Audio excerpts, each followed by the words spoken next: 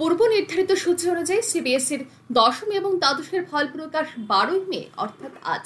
দশম এবং দ্বাদশের রেজাল্ট জানতে হবে বেশ কয়েকটি সরকারি ওয়েবসাইট থেকে। cbse.gov.in, cbseresult.nic.in, results.cbse.nic.in এই ওয়েবসাইটগুলিতে ক্লিক করে দশম এবং দ্বাদশ শ্রেণীর ফল জানতে পারবেন।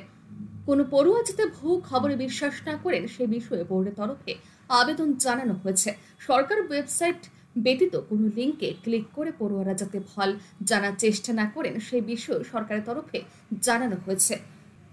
ডিজিলকারে শিগগিরই দশম এবং দ্বাদশ শ্রেণীর পড়ুয়ারা পরীক্ষার ফল জানতে পারবেন বলে জানানো হয়েছে। পাশাপাশি ডিজিলকার থেকে পড়ুয়ারা নিজেদের ডিজিটাল মার্কশিট বা শংসাপত্র জোগাড় করতে পারবেন বলেও সিবিএসইর তরফে জানানো হয়। Roll number, admit card, ID, school code এবং জন্ম তারিখ দিয়ে তবে সিবিএসই এর ফল পড়ুয়ারা সরকারি ওয়েবসাইট থেকে জানতে পারবেন বলে খবর। চলতি বছরে 42 লক্ষ পড়ুয়ারা সিবিএসই বোর্ডের দশম এবং দ্বাদশের পরীক্ষায় বসেন। 15 ফেব্রুয়ারি থেকে শুরু হয় এই পরীক্ষা, শেষ হয় 4 এপ্রিল। 18 মার্চ শেষ হয় দশম শ্রেণীর পরীক্ষা।